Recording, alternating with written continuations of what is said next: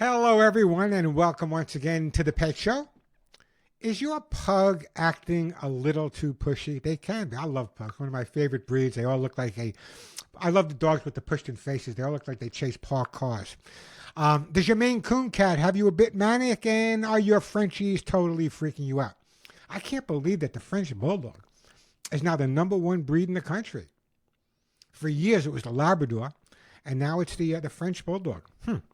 And now with the Dobie, and you guys know what a big Doberman fan I am, with the Doberman winning at Westminster Best in Show, I think we'll see a lot more Dobies out there. So what an amazing breed. I'm going to talk maybe later if I have time. It's a busy show. I got a lot of emails, people already calling. If I have time later, I'll talk about the Dobermans a little because I did a lot of advanced training with the Dobermans in Europe. And also worked with one of the most famous Doberman people in this country, no longer with us, but she was the grand dame of Dobermans, Peggy Adamson. So we'll talk maybe if we have time, because I'm a big Dobie fan, and they have a bad reputation for no legitimate reason. So we'll take a look at that. But if you love your dogs, I mean really love your dogs, and totally adore your cats, and really, really want to get inside their heads and figure out why they behave the way they do, if you want to know why your dog is doing this, your cat is doing that, you stay tuned, because once again, right here, right now, it is time for the Pet Show, America and Canada's first and only real pet psychology, pet training, pet behavior, and of course, pet lifestyle show. So hop up on my couch, bring those furry little buddies with you, folks. Yes, it is that time once again to let the animal analyzing begin. Hello, everyone. I'm Warren Eckstein. This is the Pet Show, the place where we absolutely, positively, never a doubt about it, love, adore, and as I stress every single week, respect your pets as much as you do. By the way, if you have a question about your dog or cat, want to share a comment about your dog or cat, want to talk about how smart your dog or cat is and how they outsmart you all the time, we'll take some of your calls as well. But let me tell you, if you have a question about chewing or jumping or barking or digging or scratching or litter box issues, or you can't take your dog for a walk because he goes absolutely berserk if he sees another dog, or even if there's not another dog, he's jumping and grabbing his leash with his mouth all the time. If you have questions about your pet's behavior, this is the place to be. We've been talking together for almost 50 years, resolving thousands of pet issues that pets may be having with the people that they live with. You want to join the Evergrowing Pet Show? Here's a couple of ways to do it. Number one, you can always call 24/7 and leave a phone message for me. As you'll see, I'll try to get to as many of those as I can on the show today. And that phone number is 877-725-8255. 877-725-8255. Or another way that you can get through to me, as so many people that got inundated, again, this week with emails, you could just go to my website, thepetshow.com. I know it's hard. It's all one word. The is part of it. Thepetshow.com. When you're there, as soon as you go to the website, enjoy a lot of all the free articles and videos and enjoy that. But right on the front page, you'll see a big thing. It says Ask Warren. Click on that, and then you'll just ask me your questions. And again, I will try to answer as many as I possibly can on the air. And in fact, I'll try to answer some off the air personally if I have some time to do that. So we're going to take a look at that. That is thepetshow.com, thepetshow.com. Ask Warren or call 877-725-8255. So what is coming up on today's show? Busy, busy show. As I said, a lot of emails, a lot of phone calls. But here are some of the topics I'd like to talk about. Now, don't get mad at me if I don't get to all of my topics. Resolving your questions is why this show's been on as long as it has. But here's some of the topics we'd like to talk about. Some may seem frivolous to some people, but to some people, they're really critical. Here we go.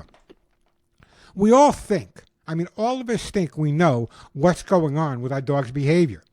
But did you know that the most commonly misunderstood behavior is your dog's tail wagging? What does it really mean? I'm going to tell you why it's so important to spend more time watching your dog's butt than their head. The butt can tell you an awful lot about how your dog is feeling, so we're going to take a look at that. Does a wagging tail mean the dog is friendly? Does a tail between a leg mean the dog is scared? Watching your dog's behind, I'm telling you, can make all the difference in the world. So we're going to take a look at that as well. You have to tell your friends you're doing it. Now, if you live with a cat, well, let me rephrase that. If a cat lets you live with them, you'll totally understand this question. I get this all the time. Hey, Warren, why is my cat insisting on always sleeping on my head? I got all kinds of expensive beds with stabilizers, every bed you can imagine for my cat, but my cat always winds up sleeping on my head. What is that all about? And you know, tiredness and lack of quality sleep can play a big role in your dog's emotional well-being. How the lack of sleep can make your lovable dog a bit cranky. Now, I know what you're thinking. My dog takes naps all day long. Well, naps aren't enough. If your dog's not getting that deep REM sleep, they need it just as much as we do, and it can make your dog a little cranky. Believe me, I met some cranky dogs and cranky owners in my life. Also, if you have one of those dogs that just follows you everywhere, the bedroom, the bathroom, the backyard, the car, just one of those dogs that's kind of like attached to you, another appendage, we're going to take a look at that as well. And as I said, plenty of time to answer all your questions. So, if your dog is jumping, humping, or your cat is woke you up at 3 o'clock in the morning, peed on your couch, your dog is chewing, digging, suffering with separation anxiety, maybe your dog's depressed, maybe your cat looks at the litter box and says, there's no way I'm peeing in there, your dog chewed your cell phone, I'm here to help you cope with your pet's problems, but a lot more likely help your pets cope with yours. It's not easy living with people. Now, the question of the day. It's been kind of a stressful week for me. It's been kind of a stressful 6 months for me. As I told you many months ago, I'm going through some pretty major dental surgery. Almost done, another month or two, and I'll sound like I used to sound. Anyway, the bottom line is, whenever I'm just not feeling right or I'm a little down, I'm a little blue, Molly and Willie are right there. They do whatever they possibly can to calm me down or make me feel better when I'm a little depressed or a little anxious. So that's the question. Do your dogs and your cats make you feel calmer or better when you're suffering with anxiety? I'd love to hear from you. Again, that number, 877-725-8255. Or you can always shoot me a question by going to thepetshow.com, and just click on Ask One. Lots of great emails that I got this week. I've got someone calling about a feral cat that's not sent me an email about a feral cat that's not eating. Patricia from New York, that's a golden retriever that all of a sudden started barking more than ever before. So we're going to take a look at that. We got an aggressive dog. Dog licking cats behind. It's not sexy, but I'll tell you what's going on there. Dog memory and dog growling. I talked about dog memory last week as well. So it's a busy show, but as always, plenty of time to answer your pet and animal questions as well. So we're going to take a break in a minute, then we're going to start right off. And I think I'm going to start off by taking shooting one of the emails. Then we're going to talk a little about why your cat sleeps on your head. Anyone out there have a cat that's sleeping on your head? We'll talk about that. Again, the number, 877-725-8255. Hey, listen, for all my listeners on the East Coast and the Midwest, my heart goes out. You know, I grew up on Long Island, so I know what snow is all about. But where I live now in Arizona, actually, Friday, it's going to hit 90 degrees. Come on out. Plenty of places for you guys to stay. But 90 degrees, we complain about the heat. I'd rather deal with the heat. Gave up my snow shovel a long time ago. 877-725-8255. Let me do this. Let me take a quick break. Take my puppies everywhere. We are back on the Pet Show. I'm Warren Eckstein. So, there's no one gets more interesting emails and texts than I do. And by the way, I post a lot of these on my YouTube channel. If you're not subscribing there, listen, it's free.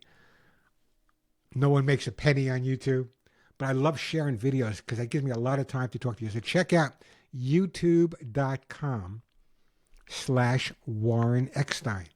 youtube.com/Warren Eckstein. Subscribe. It's free. You'll enjoy the videos as well. You can even see what I look like when I did the Mickey Mouse Club a long time ago. Anyway, so I've gotten this question frequently, and it's always the same way. Hey, Warren, why does my cat love sleeping on my head? A lot of people think it's annoying. I guess I can get that, but here's why. When a cat sleeps on your head, and if you're one of those people owned by a cat, listen up. When your cat sleeps on your head, it's often a sign of trust. It's often a sign of a strong bond. Not only that, your head actually provides warmth. The smells are familiar. The scents are familiar. Strong sense in that head area. Some cats sleep on their guardian's head just so they know their guardian's movements. Are they getting up? Maybe they'll feed me. Maybe they'll do this. Maybe they'll do that. So is the behavior normal or not? The behavior is normal, but may not be ideal for people with allergies or light sleepers. Now, there are things you can do. You can gently redirect your cat without hurting their feelings. I don't have any cats at the moment, but you know I've had as many as 33 at a time, and my head was covered with cats. But that's why. So it's not because they want to annoy you. It's not because they want to keep you awake, but there's always a reason for behavior. And I think what bugs me more than anything else, when people try to say, well, it's just a cat. No. Always take the time to try to understand why your dog or your cat is behaving a certain way. All right, let me get right to the emails. I got some great topics coming up, but let me get right to the emails right now. This email, kind of interesting, also not that uncommon, came in, and here we go. This is from Patricia in New York. Hey, Warren. I should get shirts that say, hey, Warren. We have a 13-year-old golden retriever that's starting to bark more than ever before. Is it something I should be concerned about, or is it normal behavior for an older dog to bark more? A couple of responses. Number one, there's a lot of reasons that an older dog will bark more, but anytime you notice any change of your dog's behavior or your cat's behavior, it's always a good idea. You don't have to worry about it, but it's a good idea to kind of be concerned. What's causing it? So let's take a look at a 13-year-old golden retriever. Could be a couple of different things. Very often, as pet owners, we're not aware of the subtle changes. So perhaps at 13 years old, which would be very, very common, the dog's hearing is not what it used to be. And when you have an older dog that's barking more, and even from my perspective, maybe barking a little bit louder, it's because he doesn't hear himself the same way he did. So barking more could be because he's not hearing himself the same way, but it doesn't have to be just a matter of hearing. You know, when I started talking about doggy dementia and doggy Alzheimer's years ago, people thought I had it. Bottom line is, as our dogs get older, they suffer. They've been living with us since we've been walking upright, right? So some of the things that we go through, the dementia, the Alzheimer, the forgetfulness, this can make a difference as well, the cognitive issues. So if you have an older dog, or even a younger dog, but primarily an older dog, that's barking a lot more than you would consider normal, first thing you might want to do is check with your vet. They can kind of check the hearing, but you can kind of check the hearing yourself. There are ways you can do it. And notice if the bark is getting louder and louder and louder. Because if the bark's getting louder, it's perfect indication that perhaps the dog is losing his hearing. So could be loss of hearing, could be dementia, but those are primary reasons why a dog would actually start this barking excessively or barking more than normal. Now, it also could mean something else. I talked about the barking louder, I talked about dementia, but also with a 13-year-old dog, there could be pain involved. Listen, with someone who suffers from rheumatoid arthritis for many, many years, when that arthritis kicks up, I got to tell you, I bark myself. So it could be pain-induced as well. So these are all things you need to take into consideration. So Patricia in New York, I wish you luck, and thank you for being so concerned, about your dog's behavior. Coming up, if we have time today, I kind of teased it a little bit last week, but I'm not sure if I'm going to have time to do it, but maybe I will. I find myself spending more time than ever before looking at my websites, looking at other things, getting information, doing the show. So the concept here is we're spending so much time on the screen and our phone, even when we walk the dog, Is the screen time affecting our relationship with our pets? Interesting question. We'll talk about that. The phone number 877-725-8255. Again, if you want to ask me a question, go to thepetshow.com, one word. Click on Ask Warren, and I'll try to answer as many as I can. Quick break, then right back to some more emails and phone calls. I'm Warren Eckstein, and yes, you are listening to The Pet Show. And we are back on The Pet Show. Still coming up, we're going to take a look at probably one of the most misunderstood behaviors.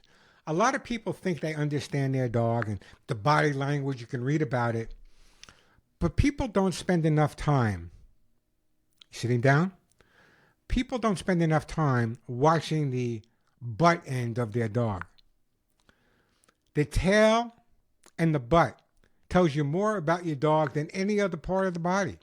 So we're going to take a look at the your dog's tail and what the different things mean. And also coming up, is your dog getting enough sleep? I know you think he sleeps all the time, but is he getting really good sleep, or is he a little cranky sometimes? We'll talk about that as well. But right now, let's go to a phone call that's coming in from my friend John. Hey, John, welcome to the Pet Show. Warren, we inherited a dog from a warehouse that was abandoned. The people left the dog there. It was a guard dog for the field. And he's very aggressive. He chases cars, chases poodles, chases people, everything. And I have been working with him for probably a couple months, and bark, bark, bark, and I cannot get him under control. If you have any ideas, I sure would appreciate it. He's a nice dog, 6 years old. He's like a pit bull. Thanks a lot. This is John at 86. Hey, John, you know, couple of things right off the bat. I adore you. Thank you for doing this. This dog has had a really bad shot in life. Used as a protection dog or a guard dog at a warehouse. The fact that they abandoned him at the warehouse when they left gives you some indication about the type of people that had him before you were able to save him. I've worked on so many cases like this. One case actually took me almost 2 years to resolve. It was a German Shepherd tied up at a used car lot, not used, come out of a junkyard, you know, where car parts were sold. And the dog was like Cujo. I mean, the dog, you'd go near him and he would just go crazy because he never had any socialization. And the people at the warehouse wanted him to be a guard dog. So therefore, they would tease him and agitate him and make the dog crazy. And people would come in and they say, well, there's nothing that can be done. There's always something that can be done. Patience really makes a difference. I went there 2 or 3 times a week, and I just sat at the end of where the dog was tied and just talked with the dog. Used a few treats as well, but just talked to the dog. It took the dog a good period of time to become familiar enough with me to associate me with positive things. In your case, John, if possible, try to find someone in your neighborhood or your city that can work with you, a really solid, positive reinforcement-only behaviorist.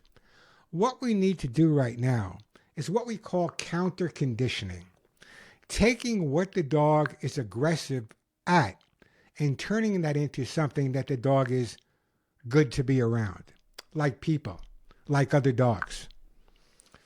What I would recommend right off the bat is some good, positive, basic training. You can do it by yourself. You can do it with people. I prefer you do it with someone professionally because of the dog's background. And what we can do is teach the dog the basics. Start off in a really quiet area, no distractions, no nothing. The reason for that is if we can start getting the dog to understand basics, heel, sit, stay, down, whatever, with no distractions, and little by little start adding distractions in and making them positive, we can resolve this issue. I don't want you to give up. I know there's, and you don't sound like you would. I know there's frustration there, and there are going to be trainers that say this, oh, there's nothing you can do. The dog's aggressive. He's a killer, blah, blah, blah, blah, blah, blah, blah. All right? Not every dog is going to be Rin Tin Tin or Lassie, but they can all be made at least livable. The fact that this dog has adjusted to you in a period of 2 months shows me that the dog has the ability to change, to counter condition once he associates people. So I would also have people maybe walk by your house when you have him in the yard with you, and maybe know his name, maybe some friends and neighbors. Hey, whatever his name is, hey, here's a treat for you. Or, hey, how you doing? You just use his name and walk by. Don't stop, let him walk by. No play with the dog, just walk by. The more the dog associates people with non-threatening or non-challenging, the quicker it's going to come around. So let me put your mind at ease a little bit. Can this behavior be resolved? Absolutely. Is it going to take a lot of patience? Absolutely. Is it going to take a lot of love? Absolutely. But every animal deserves a shot in life.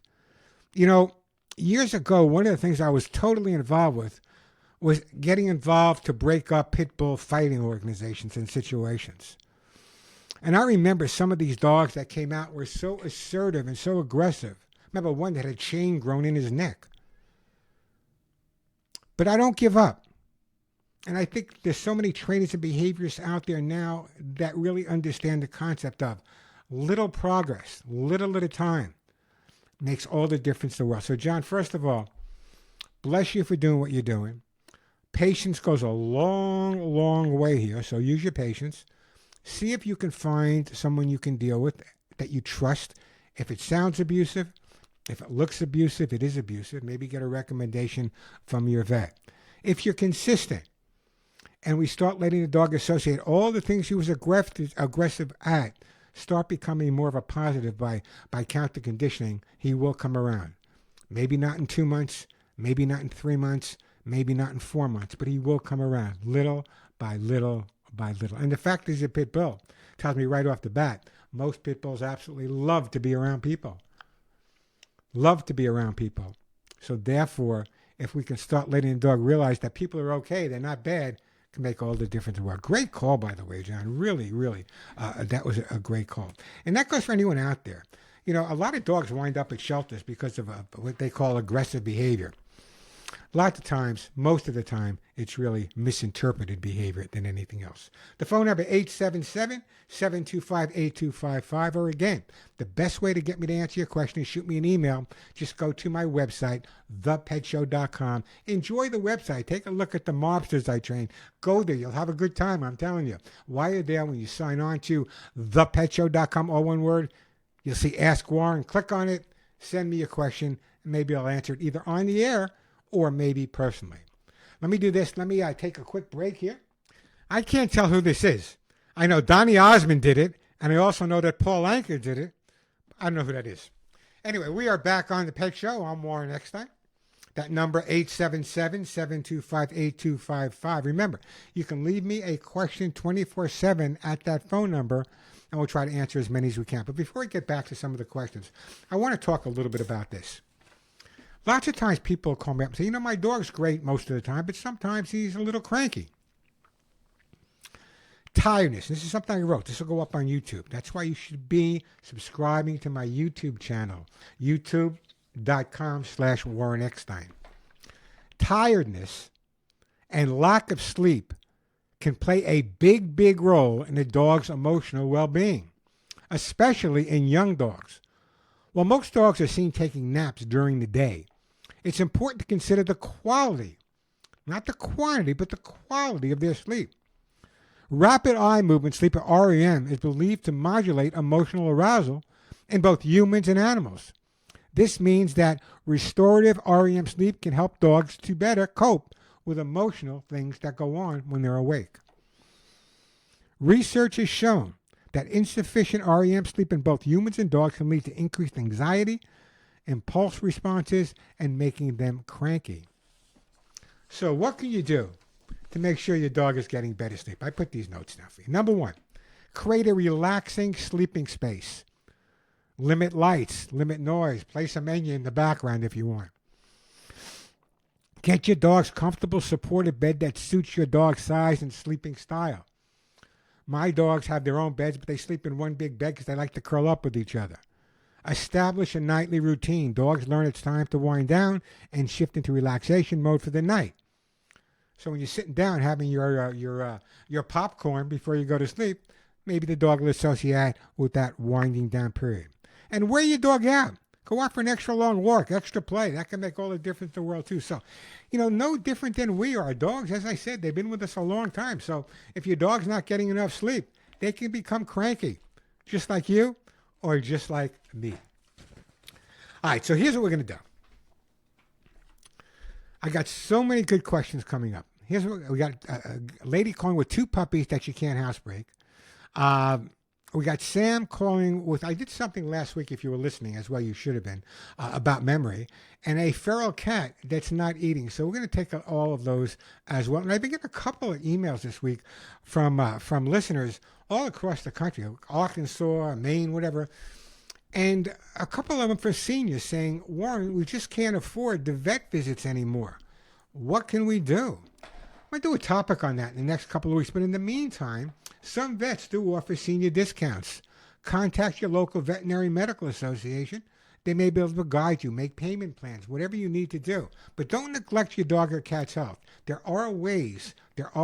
Speak to your veterinarian. And I'm going to do a segment in the next couple of weeks on how seniors can save money on veterinary costs. The phone number, 877-725-8255.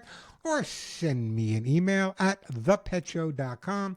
Take a quick break right now, get back to some more calls, help some more people cope with their pets, have some more pets cope with their people, and understanding your dog's butt. Yes, that's coming up as well. I'm Warren Eckstein. This is The Pet Show.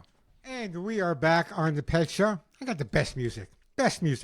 Anyway, bottom line, I get this all the time, and I know people might think that why does my dog follow me around all of the time? I can't go to the bedroom. I can't go to the bathroom. I can't go in the backyard. I can't go in the kitchen. Wherever I am, that's where my dog has to be. What is that all about, Warren? Well, you want to feel bad because I'm going to make you. You are the center of your dog's world. Emotionally, socially, and for survival. It's one of the most natural dog behaviors. Here's the reasons why your dog follows you around all the time. It's not just because they get treats, although that could be part of it. You're their secure base. A lot of our dogs are insecure for many different reasons. Maybe we leave them alone a long time, not like years ago. You're their security. You're their base. When they're around you, they feel confident and they feel comfortable. The safety factor also. Dogs develop from groups, so when they're around other people or other animals, it makes them feel safe. Could be food. You're the ones who feed the dog. Food is survival, so following you around for food is pretty common as well. And routine. Dogs can pick up on your routine. That's another reason. And comfort zones. So they stick close by you. You make your dog feel comfortable. You make your dog's routines understandable. And as I said, you're the center of their world. Also, dogs form attachment styles similar to humans and human toddlers. Many people develop a secure attachment, meaning they feel safest when you're nearby. Your dogs are the same way. They feel safer when you're nearby, even when you go to the bathroom. Also, dogs are curious. Dogs are masters at predicting human behavior. If following you often leads to food, a walk, play, or attention, they learn that staying close to you has a reward. I'm telling you, your dog could predict you like the amazing Kreskin. You all know who he is. He's a good friend of mine. They're social animals. They don't like being alone. Some breeds are genetically more Velcro than others. Herding breeds, working breeds, companion breeds. They simply enjoy your company. Sometimes the simplest explanation is the truest. Dogs like you. They like you. So that's just one of the reasons why dogs will follow you around all the time. Does it bother you? It doesn't bother me. But there are times. I'll give you an example. I said this before. I love my dogs, but I don't shower in front of them. I do not shower. I asked this question on the Today Show once. The response was kind of amazing. How many people actually shower in front of their dog? Not me. Not me. I'm embarrassed. I don't get undressed in front of my dog, all right? I don't. I think they want to see it anyway. Bottom line is, I don't. Some people do. I'm not knocking you if that's what you want to do, but not me. All right, here's the deal. We're going to be breaking for a couple of minutes. We got some really interesting calls. There's an interesting call that came in from Texas. Now, it sounds like, maybe it should be X-rated. Maybe I shouldn't take the call.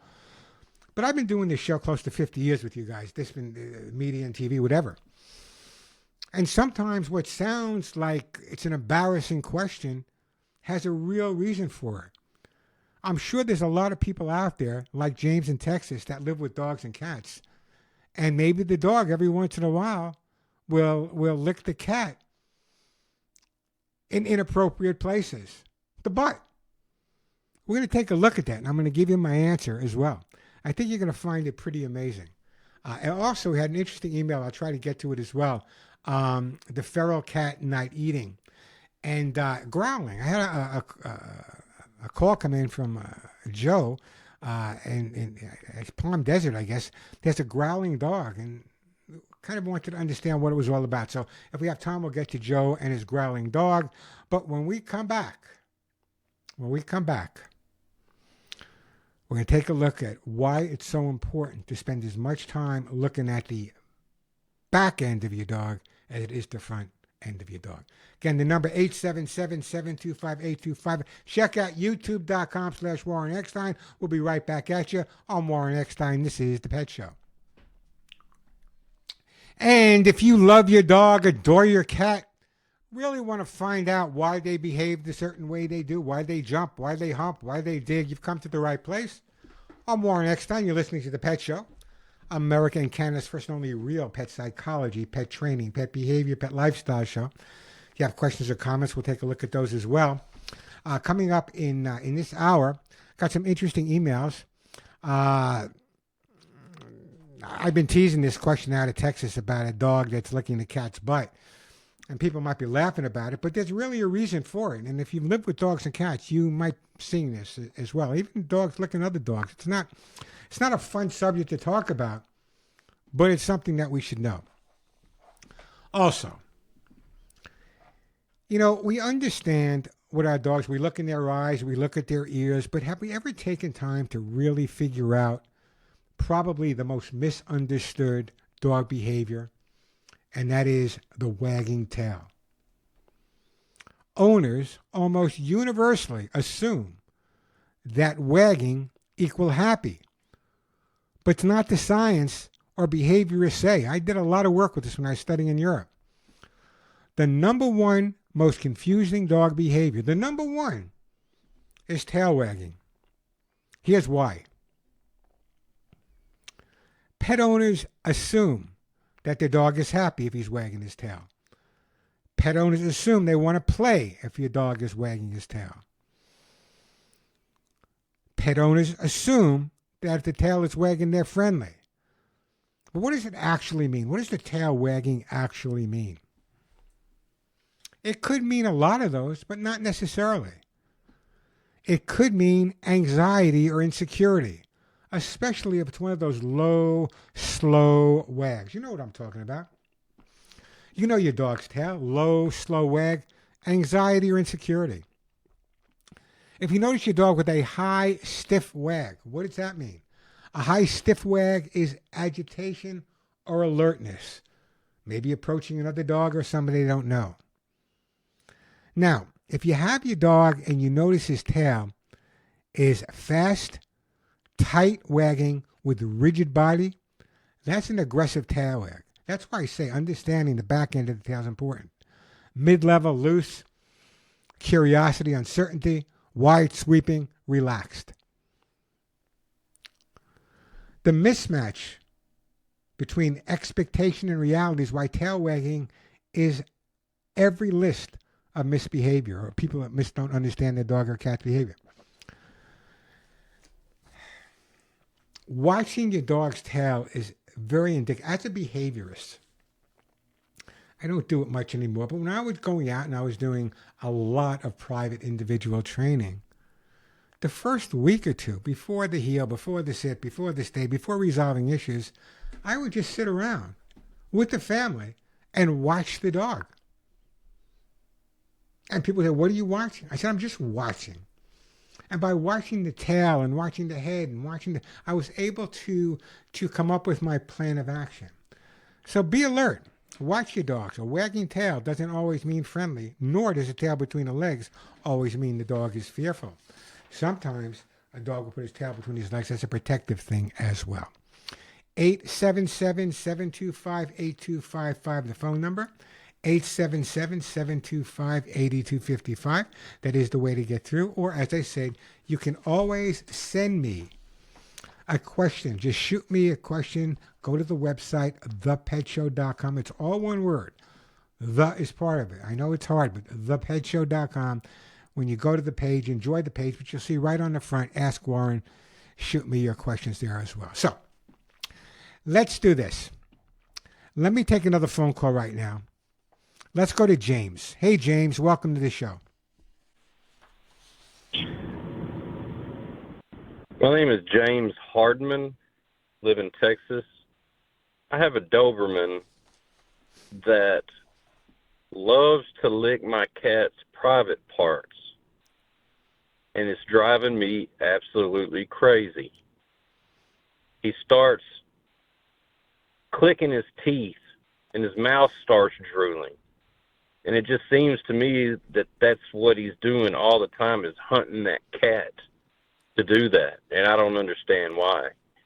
He also used to lick cat urine from a cat that used to pee in the house. And he would do the same thing. Why would he do that? Or why does he want to do that? It's a really, really interesting question.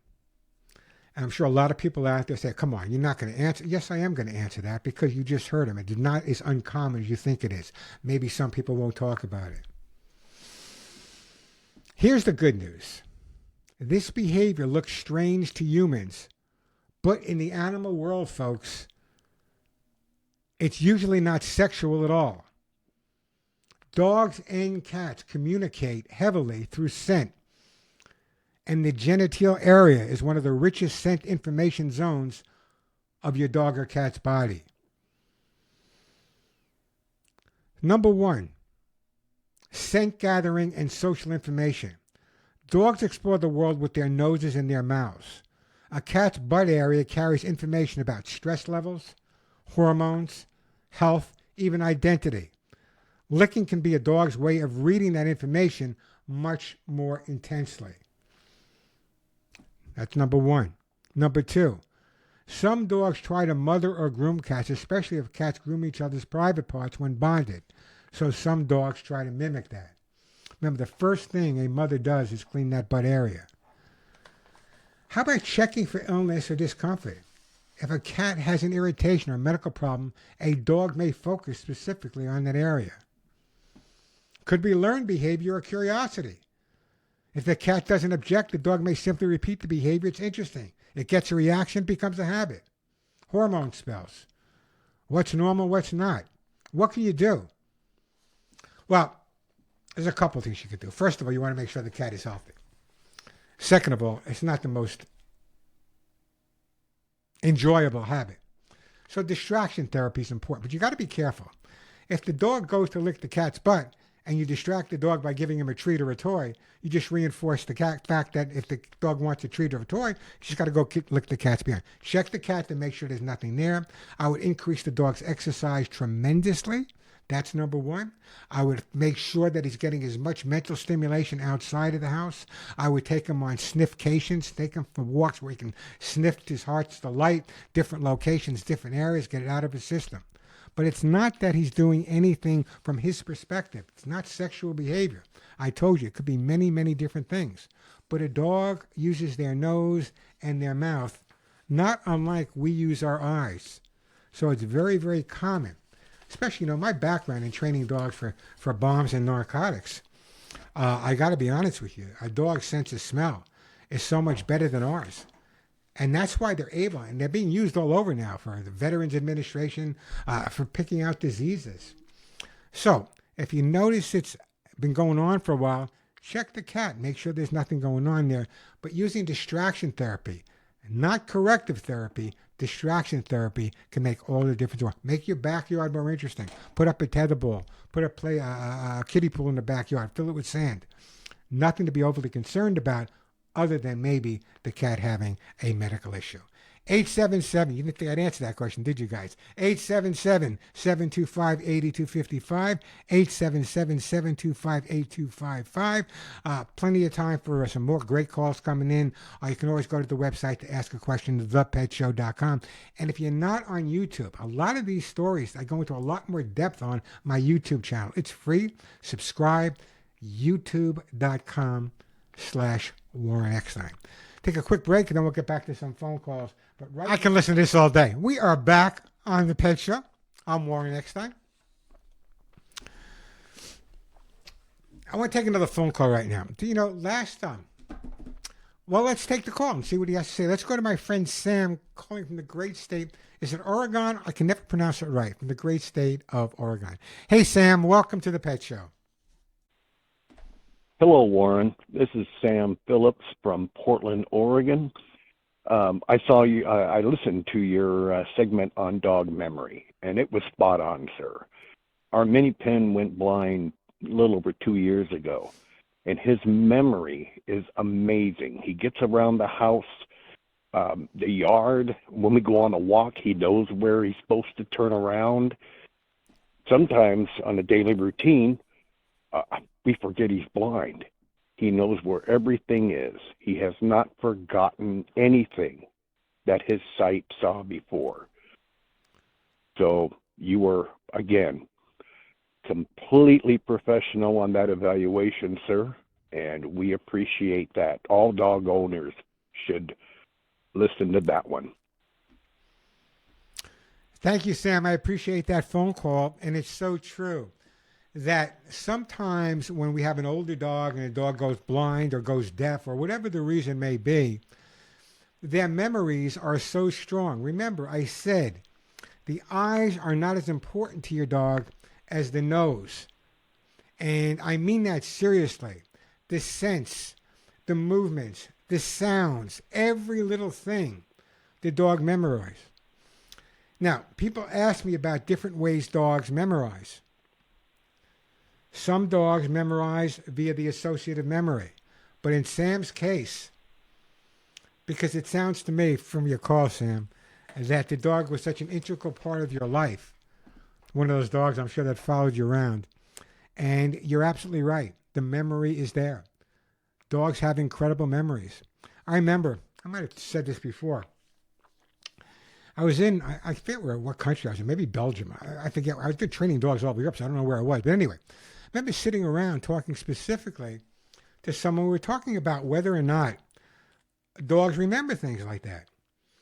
And we've come up, and these were some of the top behaviorists in the world, with the conclusion that they may not know exactly what happened at a location, but if it was something negative or something positive, they'll remember via association what happened at a specific area. Great call, by the way, really was. Phone number 877-725-8255, 877-725-8255. That is the way to get through to the Pet Show. So, some interesting stuff coming up. This kind of was amazing to me. Someone asked me why their dog is always sniffing. You know, sniffing, as we just said, is an integral part of a dog's life and serves as their primary, do you hear me? Their primary sense for gathering information about the world. Dogs have an incredible acute sense of smell, and sniffing allows them to explore the environment, detect scents, and gather valuable information about other animals, objects, or even changes in their owner's body chemistry. Sniffing can be a sign of curiosity, investigation, or marking their territory. Just the other day, I was out walking. I go out walking like 4:35 in the morning. There's nobody out usually except me, a couple of road runners, a couple of javelinas, and maybe a bunch of coyotes. Great walks I have in the morning. Oh, and I say a couple of wild mules, wild donkeys as well. It's amazing to me. It's just amazing to me when I see somebody taking their dog for a walk and the dog sniffing around and they're yelling, come on, hurry up, come on, hurry up. That's like if you're with your child and they're looking at something, they want to understand it, and they're watching it, and you move them along. Hurry up, hurry up. No. I am a firm believer that a lot of behavioral issues with our dogs would be resolved if we gave them more time to sniff. You know, I've joked about this before. How many times have you gone outside, someone's walking their dog, and the dog's in the middle of peeing, and the owner, hurry up, go to bed, hurry up, let's get home. Why? How is it like someone standing behind you at a urinal going, hurry up? Of course not. Take your dogs out. I use the term sniffcation, a term I've read about. Sniff away. Let them sniff different areas. Take them to different locations. Their sniffing is their education. It's their book. Let them sniff. Don't prevent them from sniffing. It's really, really, really important. All right, still coming up on the show, we have an interesting call coming in from Joe in Palm Desert. I'll take that, not right now, I'll take it in a few minutes. Joe has a dog, and he wanted to talk a little bit about growling. Now, everyone out there, I'm sure a majority of people assume that if your dog is growling at you, that he's angry or upset. It's something to be afraid of. But is a growl really something to be afraid of? Is a growling dog really aggressive? Is a growling dog always mean that he's going to bite? The answer is no. So we're going to talk about growling dogs when we come back as well. And we're also going to take a look at some different objects. Now, I had talked about this earlier, but I'm not going to go there. I had an interesting call this week about a depressed cat. You heard me right. I said a depressed cat. Maybe you think I'm eccentric. A lot of people do. So I'm going to tell you how I responded to this call with the eccentric or the depressed cat coming up in a little bit. Cats, you know, are known for their quick mood changes. 877-725-8255, the phone number. Quick break, then right back to your calls and emails. I'm Warren Eckstein. You're listening to The Pet Show. And we are back on The Pet Show. I'm Warren Eckstein. We're going to try to get to my friend Joe and a growling dog, and I want to talk about how screen time, it's amazing to me. I've been watching all these things going on in the Senate with the Facebook and YouTube and all those different places, and how screen time affects our children. Not only our kids, it affects our four-legged kids as well. But before we get there, I got this email from Barb in Arkansas. I love Arkansas.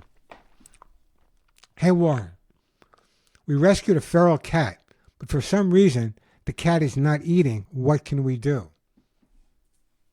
Well, first of all, thank you for rescuing a feral cat. I have worked with feral cats and feral cat colonies for years and years and years. And feral cats can make incredibly, incredibly good pets, but they have sometimes come in with a little bit of not issues, but a little bit of changes they have to go through. Number one, if the cat is not eating, if possible, I don't know if you can get the vet to check the cat, but if you can, that would be my first thing. Also remember, this is a cat that when it was eating in a feral scenario was probably chased around by other cats and other animals. So eating is not a comfort zone for this cat. So the first thing I would try to do is try to feed the cat in several really, really quiet locations where the cat goes and nobody hangs out. He probably never ate in front of anybody or anything that didn't chase him away. You also want to try heating up his food a little bit. Just because the cats, again, cats are just like dogs, are invigorated by the smells. It's their strongest sense. So heating up the food makes the food smell better.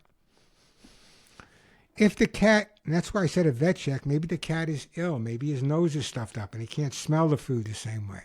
So if you can get a vet check, that's really the first thing to do. But again, feeding in quiet locations is really, really important as well. And bless you for taking in these feral cats. You know, there are so many feral cat groups across this country. You may not see them, but they're out there early in the morning, late at night, having these cats, rescuing them, spaying and neutering them at their own expense, and releasing them back into the colonies. And I'm a big, big supporter of them.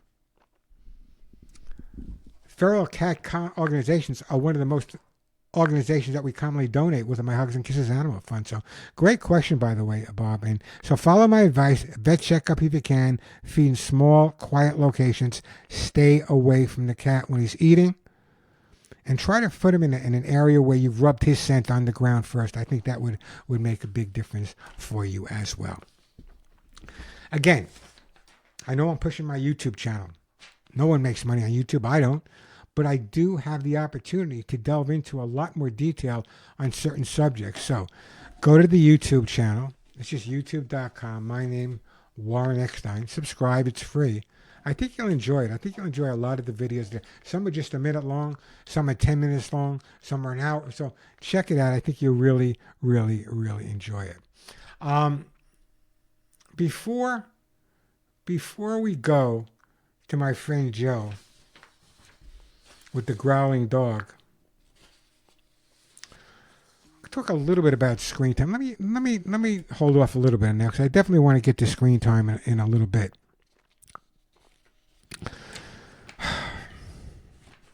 Someone asked me this week, and something I think about as I get older myself, what would happen to Molly and Willie if something would have happened to Denise and myself? A lot of it depends on the state that you live in. And wills, pretty much consider everything property. It's really important. If you love your pets as much as I love mine and want to make sure if God forbid something were to happen to you, they were taken care of, setting up a pet trust actually provides peace of mind for pet owners. It ensures that our pets are cared for when the owner can no longer, whether it be death or illness. All 50 states have pet trust laws on the books, but they're not all the same. A pet trust allows the owner to set aside an amount of money to provide care, an amount of money through the pet's lifetime. Pet trusts are used by everyday Americans as a way to ensure continued care for their pet. Now, you might want to speak to an attorney. Good idea. I have pet trusts for my guys, and I think that everyone should have a pet trust for their guys as well. It's like that commercial on TV. Doesn't count. Doesn't count. A handshake from Aunt Faye or Uncle Joe. I'll take care. If anything would happen to you, I'll take care of your dogs and cats. I've spent way, way too much time bawling my eyes out at shelters across this great country when the family, after a member died or was put into a home, took that person's beloved dog or cat to a shelter, very often an older dog or an older cat, whose chances of being adopted are pretty slim. How someone can do that is absolutely beyond my comprehension. That dog or cat was part of that person's life, part of that person's family, part of that person. So, if you don't already have one, consider speaking to an attorney. I'm sure there's ways you can do it online, but I would recommend if you can and, speak to an attorney, set up a trust. Nothing scares me more than what's going to happen to Molly and Willie. Who's going to understand Molly and Willie? They can understand that when Willie growls at them, it's really a playful growl. It doesn't mean anything. Setting up a pet trust is really, and not just a will. As I said, I spent too much time, too many tears at shelters where people would bring in around. I was at a shelter in Ventura, California, a couple of years back, where someone brought in a 14-year-old basset hound to a shelter because the owner had passed away. 14-year-old basset hound. What do you think the chances of that dog getting adopted were? Pretty slim, right? Pretty slim. They just dropped the dog off, got into their BMW, and drove away. As if they didn't care that that dog was part of that family member. Bottom line is, by the end of the day, a good friend of mine, Joy, someone who does a lot of great rescue work, and we've worked together for years, was able to take the dog. Unbelievable. How could someone do that? How could someone absolutely do that? All right, so coming up after the break, we're going to take Joe's growling call, but also screen time. Now, it may seem frivolous to people. I deal with issues about behavior constantly. and dealing with behavior constantly, I see the changes. And there's an incredible amount of changing that took place when people started spending more time on their phone and their computer and less time focusing on their dog or their cat. We're going to talk about that. 877-725-8255. Remember, you can leave a message at 24 hours, 7 days a week. I'll bring it up on the show the following week. But right now, let me take a quick break. We are back on The Pet Show. I'm Warren Eckstein. By the way, if you want to answer the question, you can do that on my on the website as well. Does your dog or cat calm you down when you're anxious? Just go to thepetshow.com and click on Ask Warren and send me your thoughts on whether or not you believe your dog or cat calms you down. You know, I've worked over the years. I wish I had the opportunity, but I was called into court so many different times on cases of divorce and custody battles for dogs or cats where the judge wanted my opinion and how I felt about dogs and cats. So if you're going through a tough time in your life, does your dog or cat calm you down? We're going to get your response. I'll talk about it next week. But right now, let's get back to the phones. Let's go to my friend Joe calling from beautiful Palm Desert, California. Hey, Joe. Hi, Warren. This is Joe in Palm Desert, your old buddy. You're just talking about dogs growling, and I have a husky. Actually, it's husky in Great Pyrenees. And, yeah, he growls, but he growls at me. But he's a talker. This guy, he's one of the most vociferous dogs that I've had who talks nonstop. And sometimes he'll talk to me, and then he'll be a little growl. So it's definitely not aggressive. He wants to go out or he wants something. But he's a character, my dog. And he's a great dog, Gino. And he's 4 years old, and I adopted another one a couple of years ago. So I got a couple of huskies floating around. And I have a second question. Second question is, I emailed it to you, too. Did you ever meet Rin Tin Tin or Lassie or Mr. Ed? Those are the guys we grew up with. So I was just curious about that. I always listen, Warren. I appreciate everything you give us, all the information on the dogs and other animals. And have a great day. This is Joe in Palm Desert from Brooklyn, New York. Hey, Joe in Palm Desert from Brooklyn, New York. A couple of things. Number one, growling doesn't always mean aggressive behavior. Growling is partially a way dogs communicate. Sometimes I tell people when a dog growls, it's their way of saying, you know, I just need a little space. Leave me alone. Walk away. Let them be. They just need a little space. My little Willie, who was really, really abused, growls just before you pick him up. I could stop it, but it's his comfort zone. He gives me a little, Rrr. Then I pick him up and he's the happiest dog in the world. So growling, you have to really know your dog. But growling isn't necessarily a bad thing. Generally, if you have an aggressive dog and a dog that's going to bite, they're going to bite. They're not going to let you know or growl first. So growl's kind of like two guys pushing each other. You leave me alone. You started. You leave me alone. You started. You leave me alone. So growling is not always a sign of aggressive behavior. It could be a sign of protective behavior. But also remember that usually a growl means that maybe your dog just wants to be by himself for a little while. Great call, by the way, Joe. What was Joe's second question? Joe had another question. I'm trying to think what Joe's second question was. Did I ever meet? Did I meet Rin Tin Tin, Lassie, or Mr. Red? Couple of things. No, I did meet one of the Lassies. I forget which one it was.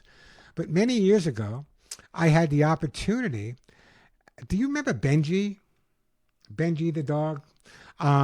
I flew around the country with Benji, doing appearances with Benji, and he had his own trainer, but did appearances with Benji all around. So I got to know Benji pretty well.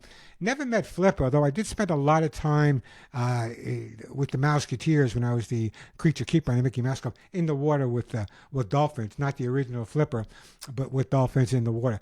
I never met. Rin Tin Tin was my idol. If I could have 5 minutes with any dog in the world besides one of my own, it would definitely be Definitely be Rintin Tin or maybe Old Yeller. I got a heart from Old Yeller as well. 877-725-8255. That should be a question. Favorite TV or movie animal? 877-725-8255. That is the way to get through. Let's take a quick break and then we'll get back to some more. Oh, we're going to talk a little bit about why cats scratch. And if I have time, we'll talk about screen time and your pets as well. I'm Warren Eckstein. This is The Pet Show. And we are back on The Pet Show. I'm Warren Eckstein. Don't forget to check out the website. Everything there is free. I'm not selling anything, but you can ask me a question. So you just go to thepetshow.com, all one word, thepetshow.com. Check it out and ask me a question, whatever you want to ask. I'll try to answer as many on the air either the following week or some in person, personal as well. So go to thepetshow.com, ask Warren. So your screen time, we've been hearing all these things going on with YouTube and Facebook and Instagram. Your screen time absolutely affects your relationship with your pets, and the impact can be surprisingly deep. Reduced attention, reduced connection. While this research focuses on kids, the mechanism attention displacement applies to pets too. Pets thrive on consistent engagement, predictable responses, shared routines. When screens interrupt these, pets may become clingy, anxious, or actually withdrawn. Pets may be feeling lonely right next to you. Attention-seeking behaviors can start. Pawing, whining, nudging, mild frustration, confusion. Your pet isn't being needy. They're trying to establish a bond with you once again. Get off that computer. Get off your cell phone. Screen time can actually change your pet's routine. The time of their walks. Maybe you have something you're doing. Their playtime, their training, their grooming, even their quiet bonding time. Too much screen time can subtly erode the bond. How to keep your bond strong. Create pet-first windows, 10 to 15 minutes of undivided attention before you pick up your phone. Use screens intentionally, not as background noise. Protect nighttime routines, dim screens, or keep them out of the bedroom. Let your pet interrupt you sometimes. It strengthens the bond. How many times have you seen someone out for a walk? I saw this when I lived in Santa Monica in Los Angeles. They're out for a walk on the beach. Beautiful day, walking with their dog. The sun's shining, the waves are breaking. Their dogs are looking to play with them and run around. And they're talking on their phone or looking at their screen. Your dog knows you're ignoring them. Your dog realizes you're not paying attention to them. That's the time they need. When you and your dog are doing something together, that's when you need to bond. And if you have to get on your screen for a long period of time, I get it. We all have to work.